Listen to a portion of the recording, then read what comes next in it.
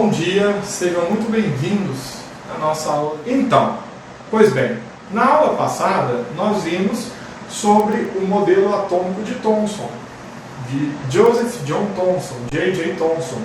E a gente mostrou para vocês que a partir da ampola de Crookes, ou tubo de raios catódicos, ele teve uma ideia de como explicar o surgimento, de cargas elétricas. E aí eu vou ser bem breve, eu vou dar uma adiantada na nossa história para que você entenda. Na aula passada eu comentei com vocês que Wilhelm Röntgen, em 1895, um físico alemão, descobriu o raio-x. Acidentalmente no sentido de que ele não esperava, ele não buscava isso, tá? E a maioria das coisas na ciência aconteceram não acidentalmente, porque senão fica parecendo, e eu crio uma ideia errada em você, de que tudo na ciência é acidente. Não. Mas muitas das vezes os cientistas estão procurando uma outra coisa e acabam se deparando com outro resultado que traz uma interpretação diferente. Isso precisa ficar claro na sua cabeça. E não existe essa genialidade do tipo, levantei hoje inspirado, hoje é dia 23 de março, eu estou inspiradaço, sou cientista, eu vou aqui sentar e trazer uma teoria nova. Não é assim que funciona, tá? Não que nunca tenha ocorrido, mas não é assim que funciona. Isso é fruto de uma construção, de um momento histórico, social, cultural vivido numa época. O pessoal está colocando aí que durante uma quarentena, lá no século XVII, Isaac Newton escreveu a teoria da gravitação universal. Isso é parcialmente verdade, tá? Isso é parcialmente verdade, não é bem assim, tá? Como que funciona, então? Nós vamos entrar agora no modelo de Ernest Rutherford. É um químico neozelandês, foi um químico neozelandês, o nome dele está aqui no quadro, Ernest Rutherford.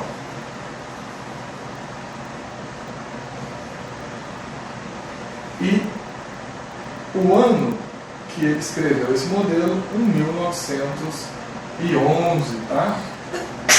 Curiosamente, Ernest Rutherford, e essa época, esse início de século XX, teve uma efervescência científica muito, muito acentuada. Muitos dos cientistas que nós vamos discutir foram alunos uns dos outros, e muitos dos cientistas que propuseram teorias que são muito importantes nos dias de hoje, acabaram sendo alunos de vários desses, E a maioria deles, com exceção de 2 cientistas, existem outros modelos atômicos, eu não vou discutir aqui com vocês, que tiveram menor importância nessa evolução. Por que a gente escolheu esses modelos? Porque são os mais importantes, tá? Mas você tem aí, por exemplo, com exceção de Dalton, lembrando que o prêmio Nobel começa em 1900, com exceção de Dalton, todos os outros cientistas que propuseram o modelo atômico, então, que nós vamos estudar Thomson, o próprio Rutherford, depois Bohr, eles receberam o prêmio Nobel, foram agraciados, laureados com esse prêmio em função de contribuições à ciência. Arnold Sommerfeld, que foi mais para frente, nós vamos falar sobre ele não recebeu o prêmio Nobel, mas ele orientou vários alunos que receberam o Nobel. Então, eles estavam imersos num processo seguinte, existia, voltando lá para Wilhelm Röntgen, ele desligou o laboratório, foi sair do laboratório, desligou as luzes, desligou as ampolas, ele imaginou que todas as ampolas de Crookes que ele tinha para estudo estavam desligadas, e ao sair do laboratório ele percebeu que uma garrafa brilhava, uma garrafa d'água no canto da sala estava brilhando. Obviamente, imagina você está saindo de um local, desligou as lâmpadas e tem um trem brilhando, muitos de nós saíríamos correndo e não voltaríamos lá nunca mais, brincadeira. Mas ele faz o quê? Como todo bom cientista, ele é curioso, ele volta e vai investigar o que está acontecendo. Mas era uma garrafa d'água. O que fazia a garrafa d'água brilhar? A única explicação é que tivesse alguma coisa ligada na sala. E foi o que ele fez, ele foi investigar se existia algum equipamento ligado. E então ele descobre que uma ampola de Crookes, um tubo de raios catódicos estava ligado. Então, ao desligar o tubo, cessou-se a fluorescência na garrafa e ele foi embora. No outro dia, eu imagino que essa noite eu não tenha dormido, embora eu não cheguei a ler biografia, mas no outro dia, ao retornar para o laboratório, ele volta a fazer uma série de experimentos e aí ele descobre o raio-x. X porque ele não sabia o nome mesmo, que nome que dava, enfim, e aí chamou isso de raio-x. Curiosamente foi batizado com esse nome, nunca trocaram o nome, ele não chegou a patentear porque ele não acreditava que havia descoberto algo importante. Tá? E muitas das coisas que a gente vê hoje, né, muitos avanços tecnológicos da medicina, em procedimentos médicos, inclusive para tratamentos pulmonares, é feito via raio-x, por exemplo, do pulmão, onde você pode identificar água, entre outras substâncias no pulmão. Tá? Hoje nós temos outros exames muito mais eficientes, que é o caso das ressonâncias, porém muito mais caro, igualmente eficiente e caro. Então, o raio-x, ele ainda é um exame popular, com um custo bem menos elevado que a como, né, tal como a ressonância, e que tem uma boa confiabilidade para diagnóstico de algumas doenças de cunho pulmonar ou de fratura óssea, tá? Entre outras aplicações.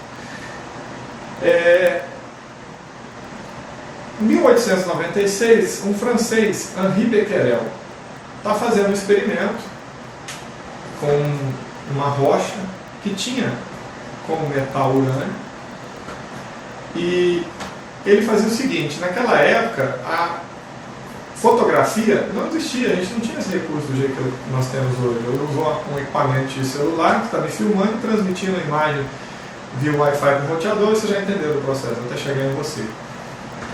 Hoje nós temos uma série de, vocês aí sabem usar melhor do que eu, filtros que você põe em foto, uma série de mudanças, né? Naquela época não se tinha isso. A fotografia era uma ciência que estava nascendo. E aí, como que era feito as fotografias? Do jeito que a gente já viu nos desenhos, para quem tem um desenho antigo, mas que no Brasil a gente ainda assiste, desenho não, um seriado, que é o do Chaves, né? E tem alguns episódios que o seu Madruga tira uma fotografia, ele usa uma caixa preta e ele usa um pano preto. Cada fotografia era uma caixa diferente, porque ali dentro você colocava um papel fotográfico. Esse papel fotográfico ele tinha um gel na superfície do papel, e esse gel era rico em sais, inclusive os de prata, que são sensibilizados na presença de luz. E é por isso que o fotógrafo ficava com aquele pano escuro, para não deixar passar luz para dentro da caixa. Ele tinha que fazer alguns cálculos para medir a distância, e ele queimava, né? Ele deixava passar uma corrente elétrica por um fio, e ele queimava uma fita de magnésio que, ao queimar, né, ao receber uma descarga elétrica na presença de oxigênio, ela queimava e emitia-se uma luz branca, a incandescência do processo, e essa luz branca batia na pessoa, era refletida para a câmera, e o fotógrafo tinha que saber essa distância para ele saber, olha aqui, para ele controlar a mão esquerda e direita. A hora que ele acionava aqui o flash, abria e fechava a lente, para deixar que a luz entrasse. Se abrisse antes, ele poderia não ter a imagem, se abrisse depois, a mesma coisa. Vai tirar outra foto. E lembre-se, olha, ficou bom ou ficou ruim? Não sei.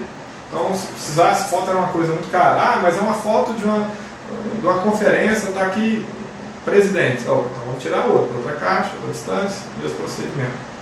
Depois, num ambiente escuro, sem a luz, esse papel fotográfico era revelado e aí você vê a imagem.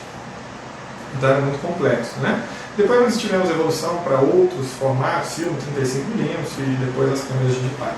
Mas, voltando para essa época, percebeu-se que para eu descobrir ondas eletromagnéticas que não são dentro do espectro do visível, e a gente já discutiu isso em aula, eu só vou relembrá-los aqui, né? Quando você tem uma onda eletromagnética, você tem uma faixa, onde você começa lá com ondas de TV, ondas de rádio, que tem um comprimento enorme e acabam tendo uma energia menor, e aí você vai para o infravermelho, você entra no ultravioleta dentro de um complexo que a gente chama de ultravioleta visível, que vai variar ali entre 700 e 400 nanômetros, e aí a energia está aumentando.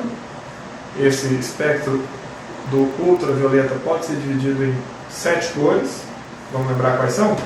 Vermelho, laranja, amarelo, verde, azul, anil e violeta. Depois do violeta, você tem o ultravioleta, né, que as ondas vão ficando cada vez menores e a energia, obviamente, cada vez maior. E aí você tem raio-x, raio gama, etc. E tal. Bom, como que os cientistas então faziam para perceber isso? Eles punham papéis fotográficos próximo aos experimentos, às experiências que eles iriam realizar, porque se tivesse a emissão de alguma onda eletromagnética, essa onda eletromagnética iria, de alguma maneira, ionizar os sais de pratas e atravessar o papel fotográfico, e quando a gente revelasse o papel fotográfico, você ia ver algumas manchas que são sinais provocados pela passagem da onda eletromagnética pelo papel. Tá?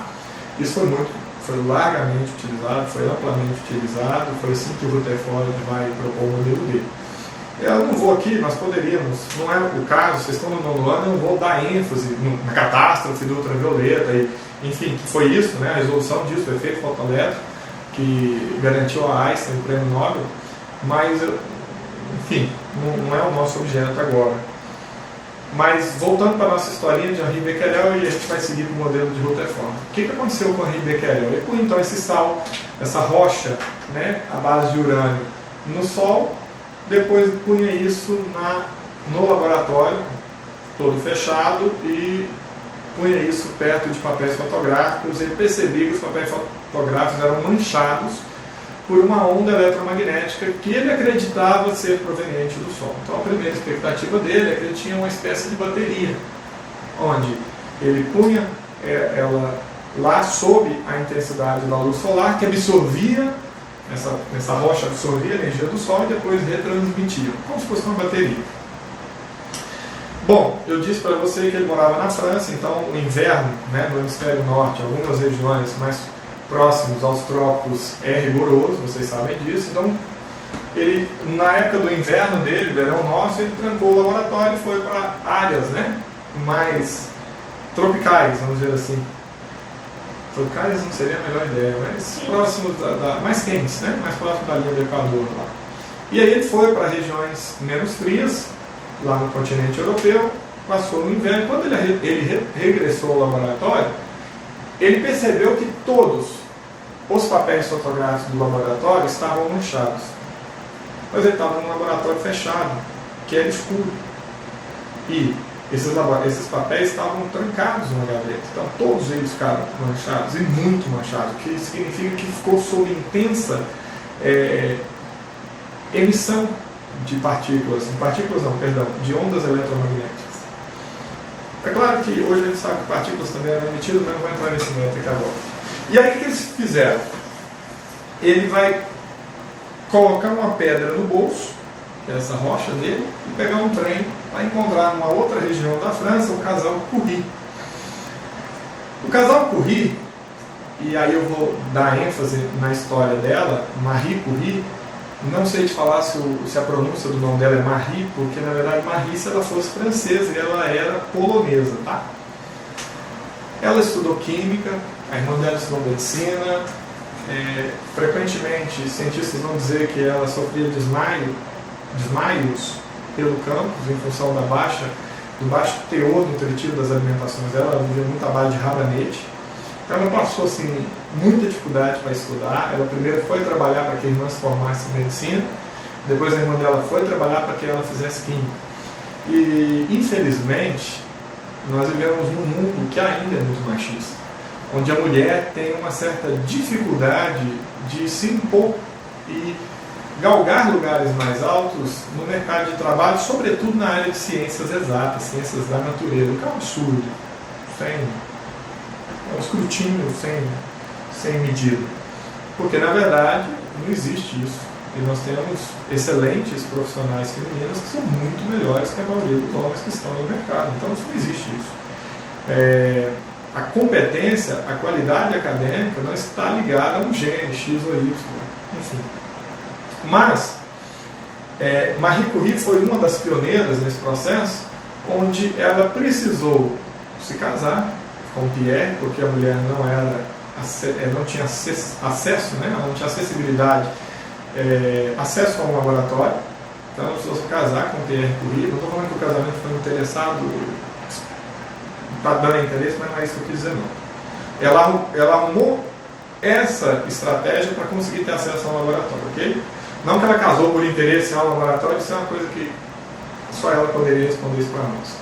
E, enfim, ela teve acesso ao laboratório e ela desenvolveu junto com o esposo e posteriormente a filha, a Irene e o seu esposo, o Friedrich, conseguiu desenvolver, e a família que ganhou 5 prêmios Nobel. Lembrando que a Marie Curie estava trabalhando com uma mina, com rochas de uma mina que ela recebeu da antiga Tchecoslováquia. Então o mineiro entrava lá e morria. O mineiro entrava lá e passava mal. Então a antiga Tchecoslováquia mandou 1 tonelada de rocha para o casal Curie. Mais uma vez aquilo que a gente já discutiu, ciência e capital. Não tem como você dissociar essas duas coisas. Então eu tenho um interesse de um capital, o país quer minerar, quer tirar os minérios que estão naquela montanha, fizeram uma mina, escavaram, opa, o mineiro está passando mal, mas eu quero meu investimento, eu quero prospectar. Então ele manda para a ciência, quem resolve? Por que meu mineiro não está conseguindo entrar lá dentro? E aí a ciência resolveu atender a demanda. E o casal Curie vai estudar esses minerais e ela então descobre 2 elementos químicos. Que ela chamou de rádio, porque emitia uma assinatura, uma onda eletromagnética que lembrava uma onda de rádio, agora é muito mais energética, só lembrar, a onda de rádio é bem enorme, porém energia baixa. Já o que ela estava captando era uma onda bem pequenininha, porém com energia muito elevada. E ela falou, parece uma onda de rádio. Tá? O estudo do eletromagnetismo estava se desenvolvendo. E aí ela põe, então chamou esse elemento de rádio, e depois ela descobriu um outro elemento que também estava nesses minerais, que ela deu o nome de polônio, em homenagem ao país que ela nasceu. Por isso eu disse no início do vídeo que eu não tenho certeza se a pronúncia do nome Marie, enfim, eu tenho certeza que não é o nome dela, porque ela é polonesa, então deveríamos falar Maria, em polonês, e aí estamos exagerando. Mas se fosse francesa, Marie Curie, tá? Curiosamente, então o Becquerel vai atrás dela e fala, o que é isso? Você também está pesquisando? E aí o povo vai, a ciência vai, tem toda uma efervescência de pesquisar o que é isso. Da onde vem essa energia? Quais são as finalidades? E muita gente vai pesquisar isso, inclusive Albert Einstein e outros cientistas, que depois culminariam no projeto Manhattan, que desenvolveu o conhecimento de radioatividade para fins bélicos. E aí nós temos as bombas que explodiram sobre as cidades de Hiroshima e Nagasaki, no Japão, lá em 1945. Então, reparem, o conhecimento para fazer aquelas bombas começa com o casal Curie e outros cientistas da época, da virada do século, que estão pesquisando isso. Não diferente disso, Ernst Rutherford também foi pesquisar essa energia. Da onde vinha? E eles queriam entender se essa energia vinha da superfície, do interior, da onde vinha essa energia. Tá? E aí ele propôs um experimento, que ficou conhecido como experimento de Rutherford. Ele pegou 2 cientistas dele, 2 alunos dele, Geiger e Marsden, tá? Não precisa preocupar com esse nome. E o experimento constituiu ele pegou uma caixinha, essa caixinha era do elemento chumbo. Por quê? Röntgen, quando foi pesquisar o raio-x, ele tentou vários anteparos que poderiam blindar esse raio, e usou papelão, usou madeira, ele usou uma série de substâncias e mesmo assim passava. Até que ele usou uma caixa contendo recortes de ferro e blindou. Então, opa, o ferro é eficiente nesse processo. E aí ele vai usar o chumbo, tá? Que é um dos metais mais densos que nós conhecemos, para essa finalidade. Aqui dentro ele colocou um elemento radioativo, obviamente que ele não estava levitando na caixa, tá? É só você enxergar ele aqui. Pode ser o polônio, ou qualquer outro elemento, mas ele usou o polônio. Ele usou aqui, deixa eu melhorar isso aqui. Ele usou aqui uma lâmina de chumbo que tinha um recorte, essa lâmina também é chumbo. O que ele está fazendo? Ele está criando aqui um filtro para que você tenha um foco de propagação. Ele quer medir numa única direção, como se estivesse criando um feixe, tá? Uma lanterna, um feixe. Por isso que ele vai usar essa placa de chumbo. Ele colocou uma placa de ouro extremamente fina, da ordem de 0,0001 centímetros. Então, uma placa extremamente fina. E ele usou papel, né? Aqui em cima nós temos um papel fotográfico.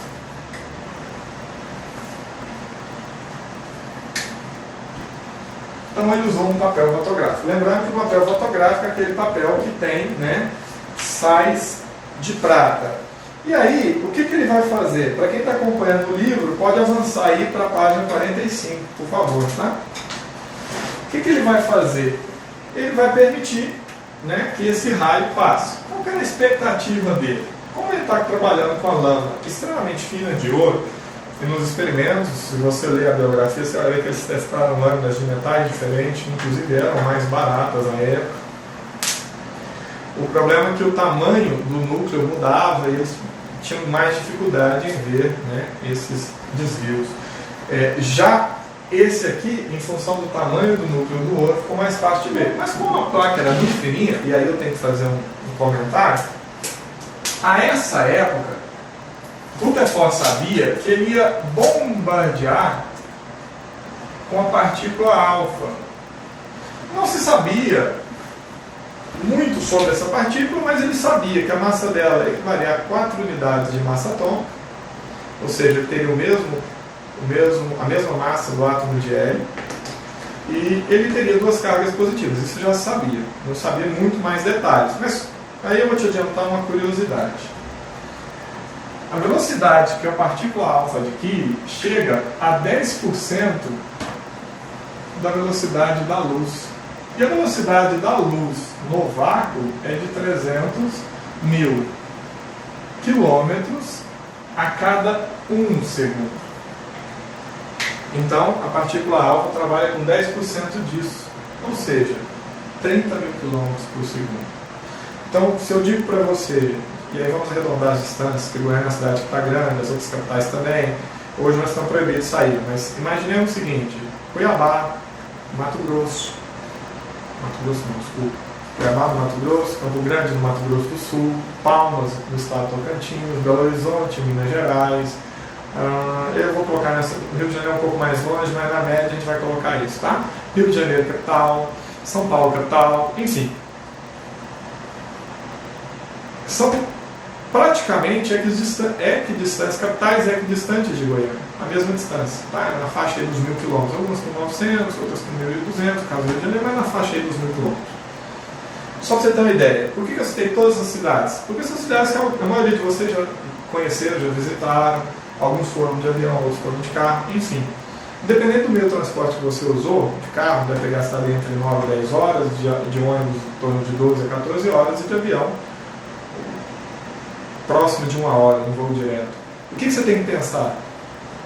É que a partícula alfa seria capaz de percorrer essa distância em ir nessa cidade e voltar a Goiânia 15.000 vezes a cada 1 segundo. Só para você ter ideia da grandeza desse número. E uma das coisas que você vai usar em física é a quantidade de movimento, o movimento linear, que é a massa vezes a velocidade. Tá? Então, o que ele pensou? A lâmina é muito fininha, eu vou bater e vou atravessar tudo. Então o experimento de Rutherford previa o seguinte resultado que eu vou fazer aqui para vocês. Ele previa que as partículas alfa sairiam, seriam filtradas e bateriam aqui, ó, sem exceção, elas atravessariam. Esse experimento foi refeito várias e várias vezes. E ele percebeu que algumas delas sofriam desvios. Algumas partículas alfa sofriam desvios. E explicar esse desvio já não estava dentro da previsão dele, não era para ter desvio. E algumas, que é o que assustou muito mais ele, voltavam. Tá? Agora, o que ele fez num segundo momento? Porque você vai dizer assim, ah, professor, mas pode ser que a partícula saiu, bateu no chumbo e voltou. Ok, é possível. Então o que eles fizeram num segundo momento? Tiraram a placa de chumbo.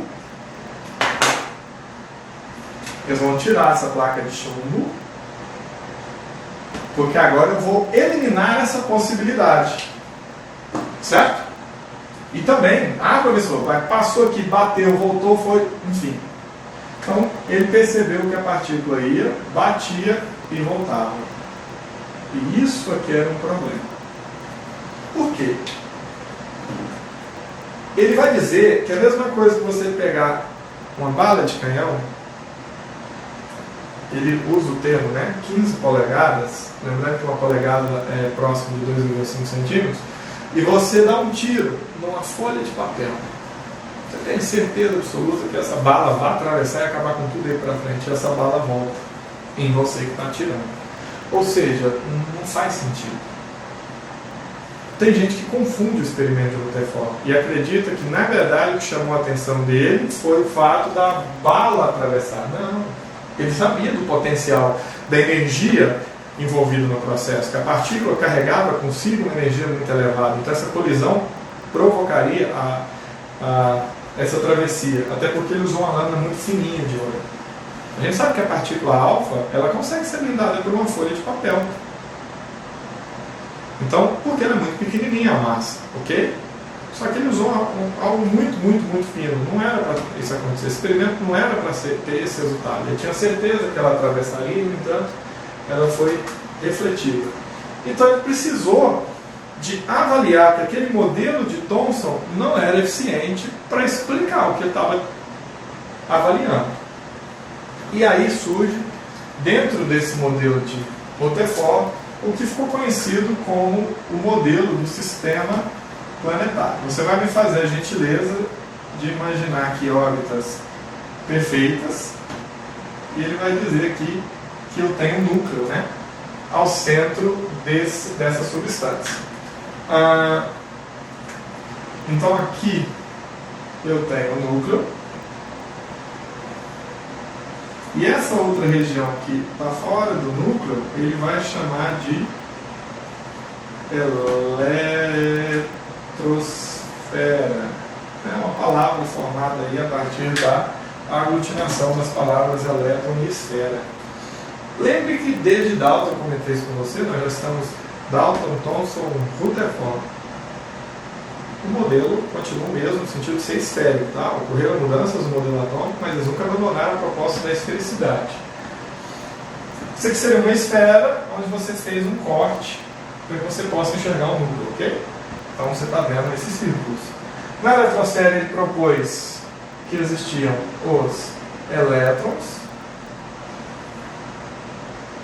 tá? E no núcleo ele vai dizer que o núcleo é denso e positivo. Preste atenção nesse momento, porque dependendo da videoaula que você for assistir e dependendo do livro que você for ler, infelizmente vai ter um erro aí conceitual gravíssimo. Vai dizer que o núcleo do átomo de Rutherford propõe prótons e elétrons. Não propõe. Tá? Por que não propõe? Não propõe porque o próton foi encontrado depois por Goldenstein e o nêutron foi em 1932 por James Chadwick. Então, não é bem assim não. Ele propôs apenas que o núcleo era denso e positivo. O que ele quis dizer com denso? Densidade não é massa sobre volume? Se ele chamou alguma coisa de denso, ele quis dizer que a massa é elevada e que o volume é pequeno. Isso ele disse. Tá? E ele vai propor que o núcleo é de 10.000 a 100.000 vezes menor do que o átomo. Pelo amor de Deus, cuidado com algumas coisas. É um assunto que eu estou trabalhando em várias escolas, em várias séries, em algumas estão mais para frente, outras estão mais agora. Eu apliquei provas lá no primeiro bimestre e tem aluno que confunde tudo. vai dizer que átomo está rodeando o núcleo. Como que o átomo está rodeando o núcleo se o núcleo faz parte do átomo? Agora nós estamos lançando algumas palavras que você precisa tomar cuidado. Nós estamos enriquecendo o seu vocabulário em química, nós estamos enriquecendo essa sua alfabetização em química. Então tem que tomar alguns cuidados. Núcleo é uma parte do átomo, uma parte central, onde você vai estudar mais para frente que ele tem prótons e nêutrons. Mas agora, o que você precisa saber? Que ele é pequenininho, da ordem de 10.000 a 100.000 vezes, tá? Menor que o átomo. Então ele é bem pequenininho. E aí eu preciso fazer uma ressalva, que isso aqui está fora de escala. Por que fora de escala? Porque quando a gente resolve para a internet, acha sempre aquele colega perfeccionista, que é engraçadinho, que não sabe lidar com os coleguinhas, começa, você tá louco, que tamanho de desenho é esse? Pois bem, está fora de escala, tá? Então, obviamente que se eu fosse fazer algo 10.000 vezes menor do que esse raio atômico aqui, eu não poderia nem usar o canetão, tá?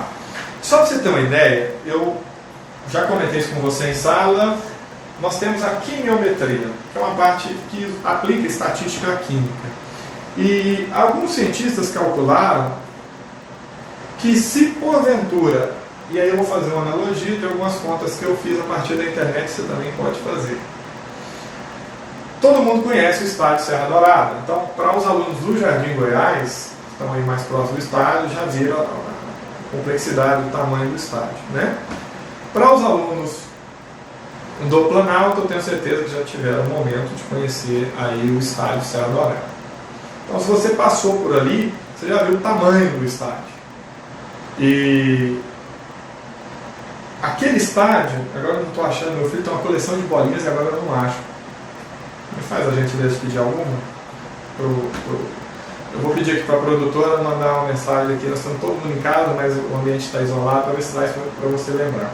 Mas todo mundo já viu, aquelas bolinhas de silicone que a gente compra na maquininha e fica pulando, né? Então, se o átomo fosse do tamanho do estádio Serra Dourada, o núcleo atômico seria do tamanho daquela bolinha. Então repare, para quem já passou ali, já viu o tamanho daquele estádio. Se o núcleo fosse apenas uma bolinha que estaria no centro do campo, aí você vai entender o porquê que a maioria das partículas alfa atravessaram a lâmina de ouro sem sofrer realmente nenhum desvio. Não é só pela questão do tamanho da lâmina, da velocidade, do momento linear associado à partícula.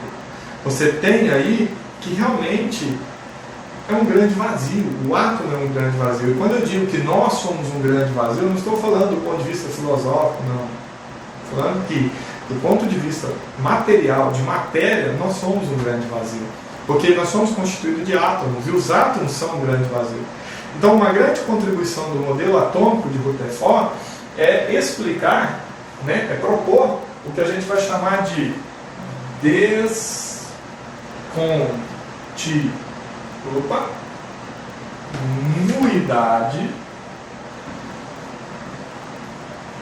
descontinuidade da matéria. Ora, quando você olha para esse quadro branco, a impressão que a gente tem é que ele é todo inteiriço, que ele está todo contínuo. Mas vai pensar, professor, mas agora nós temos celulares de ultra mega tecnologia, que se você filmar aqui dá para ver os poros do quadro. Sim, um microscópio faz isso. A questão não é essa, de ver poros. A questão é que o átomo em si é um grande vazio. E esse experimento indicou isso para Rutherford. Então, nós temos que ele é denso e positivo. Denso e positivo. E que o tamanho é de 10.000 a 100.000 vezes menor do que o átomo. Certo? Foi essa a perspectiva que Rutherford tirou para o modelo dele. E ele vai dizer que os elétrons, cargas negativas, estão aqui em órbita ao redor do núcleo. Beleza? Qual foi, então, o grande progresso do modelo de Rutherford? Ele propôs, em relação ao de Thomson, que a matéria era descontínua. Então, se você lembrar daquele chocotone simples, né, com gotas de chocolate por toda a massa positiva, não faz sentido nesse modelo, porque ele estaria todo preenchido por matéria, e aí Rutherford vai dizer, não, Na verdade, a massa está bem pequenininha no centro. E é com isso que ele conseguiu explicar esses desvios que ocorreram da partícula alfa, porque eles passaram perto do núcleo e, como a partícula é positiva e ele sofreu desvio, nós já sabíamos que cargas iguais se repeliam e cargas opostas se atraíam. Se eu sei a carga da partícula alfa e eu sei que ela sofreu desvio, eu descobri o quê? Descobri o núcleo, tá? Descobri a carga do núcleo. E a proposta que ela era densa, extremamente firme, rígida, né, pequena, com a massa grande, é porque ela conseguiu desviar. Então esse aqui, que é esse desvio aqui, que surpreendeu o Rutherford, é que ele conseguiu então aplicar a proposta de que o núcleo era extremamente denso. Só precisa de uma. Pode levar a caixa, demora demais. Olha esse aqui, ó. Só para mostrar para você. Aquelas bolinhas de silicone, tá? Meu filho tem coleção disso aqui. Então, repare, olha o tamanho do núcleo. Extremamente pequeno, se você pensar num Serra Dourada. Imaginemos um experimento mental que todo mundo é capaz de fazer. Imaginemos que nós vamos fazer uma fila de mais de 1000 pessoas. Talvez vai dar bem mais, porque o estádio de Serra Dourada é enorme, tá? E qual que é o nosso objetivo? Nós vamos alinhar ombro a ombro as pessoas e fazer uma fila de modo a ter todo o comprimento do estádio. E vamos caminhar em direção ao estádio. Obviamente, nós não estamos podendo sair de casa, experimento é mental. Como o átomo seria um grande vazio, nós atravessaríamos todo o Serra Dourada, ali a região de arquibancadas, o campo, todo mundo vai atravessar as paredes, porque ele é um grande vazio. Com exceção de quem chegasse perto do núcleo. Imaginemos que essa bolinha está no centro do campo. Quem passasse perto da bolinha sofreria desvio de rota. Quem chutasse essa bolinha tem que voltar, porque ele foi refletido. E os demais vão passar sem sofrer desvio nenhum. Conseguiram associar o tamanho do núcleo para o átomo, Serra Dourada, aplicando aqui o conhecimento que o Rutherford descobriu, curioso, né? Entendeu agora o que é descontinuidade da matéria, que a matéria não é um contínuo, tá? E aí, nós temos o seguinte, eu vou apagar aqui para a gente seguir com as outras propostas que ele determinou, tá? E aí, então, nós temos um probleminha nesse modelo, que era o porquê o elétron não caía no núcleo. Só que a gente vai deixar isso para o ano que vem. O objetivo não é aprofundarmos o porquê que não caía no núcleo. Esse não é o nosso objetivo na aula de hoje. O importante é que você entenda o que é esse modelo, que foi proposto por Rutherford e que gerou, com os avanços de outros modelos, o seguinte conhecimento. O conhecimento de número atômico, tá? Eu estou seguindo o material de vocês, então o material de vocês não expõe alguns modelos e, enfim, tem um probleminha no modelo de Rutherford. Eu vou introduzir aqui uma equação só para mostrar. Força elétrica constante, produto das cargas pelo quadrado da distância. Precisa memorizar essa equação? Não. Precisa usar ela nas provas? Não. Nas minhas não, tá? Nas de física no futuro você vai, mas nas minhas não. O objetivo é apenas que você entenda que já conhecia-se essa equação de Coulomb, já conhecia-se as interações de cargas, e aí Rutherford propõe que uma carga elétrica negativa vai ficar em órbita uma carga positiva. Físicos calcularam e perceberam que em menos de 2 milissegundos elas deveriam cair no núcleo, porque cargas opostas se atraem. E não existe nada que a gente conheça até então que pode sofrer translação. O que é translação? Translação é um movimento de deslocamento, tá? Cuidado que a gente grava da ciência e da geografia que translação é girar ao redor do Sol. Nunca foi. Translação é deslocamento. Se você sair do lugar e durante o vídeo você está me vendo transladar a todo instante, eu estou mudando de posição. Se eu mudei de posição, eu estou sofrendo translação, ok? O fato da Terra girar ao redor do Sol tem a ver com força, potencial gravitacional e, como a Terra muda de lugar, ela sofre translação. Translação, então, tem a ver com deslocamento. Estar presa a uma órbita é outra questão. Então, quando ele propôs o deslocamento do elétron, tudo que a gente conhece que translada ou seja, que sofre deslocamento, gasta energia. E eu acho legal, é uma pena não podendo estar vendo a carinha de vocês, quando a gente explica que translação não é agir ao redor do Sol, vocês fazem uma carinha assim de espanto do tipo, como não? E aí eu gosto de lembrar, quando você compra um pacote de viagem para proibir, porque você não está de férias e nós não podemos sair, você não contrata o traslado e translado são sinônimos. Você não contrata o traslado do aeroporto para o resort, por exemplo? Então o traslado, se você fala que é de nós, vai ficar girando ao redor do hotel ou ao redor do aeroporto? Não vai, né? Mas, curiosamente, brincadeiras à parte, traslado é sair de um ponto e ir para outro, ok? É o que você faz lá. Você sai do aeroporto, vai para o resort. Traslado. E o traslado de volta. No caso, sim, a viagem de avião também é traslado. Você está saindo de Goiânia e indo para a Bahia, ou indo para qualquer outro resort, né, para os Bahamas, etc e tal. Sei lá para onde você vai tirar férias, é o mesmo processo. A ideia é a mesma, tá? Se aplica do mesmo jeito. Mas tudo que a gente conhece gasta energia. Para você sair da sua casa e chegar na escola, para você sofrer esse traslado, você gasta energia. Ah, professor, eu vou de bicicleta, vai gastar energia no seu corpo, energia dos seus músculos. Ah, eu vou andando, mesma coisa. Eu vou de carro. Qualquer que seja o meio de transporte vai gastar algum tipo de energia, né? No carro a gente está gastando combustível para transformando essa energia para que esse movimento aconteça. Então, neste caso, tudo que a gente conhece que se movimente gasta energia. Porque energia é essa capacidade de realizar trabalho, é uma definição. E aí nós temos um probleminha. Se o elétron gira ao redor do núcleo e esse elétron gasta energia, esse elétron precisa cair no núcleo, porque com o tempo ele vai ficar sem energia, ele está constantemente sendo atraído para o núcleo e ele vai colapsar-se com o núcleo, ele vai espiralar-se, olha a palavra que eu usei, espiralar-se, cair em espiral no núcleo, tá?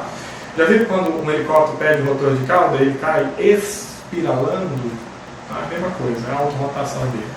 Então, nós vamos deixar essa explicação para um outro momento, o porquê que o elétron não espiralar, se não essa falha do modelo de Rutherford, e aí vai surgir um outro cientista que o nosso material acaba não trazendo, mas eu vou introduzir porque eu acho importante, para que você não crie uma associação errada de que quem propôs que a massa atômica é prótons mais nêutrons foi Rutherford, ele não fez essa contribuição. Tá? Então nós estamos parando aqui para você entender que o modelo atômico de Rutherford é um modelo do sistema planetário, onde ele propõe que elétrons estão em órbita, né, num espaço extremamente vazio ao redor do núcleo. Esse núcleo é de 10.000 a 100.000 vezes menor do que o átomo, extremamente denso, positivo. Então determinou a carga e a massa do núcleo. Isso é muito importante. E a grande contribuição desse modelo para a ciência é propor que as coisas são a matéria, né? Já que nós estamos estudando a composição da matéria, do que é feito a matéria, vai dizer que isso é descontínuo, que não tem uma continuidade, ok? Então, que a matéria é um grande vazio, é isso que ele vai dizer. Gente, muito obrigado, um beijo no coração e até a nossa próxima aula. Um abraço.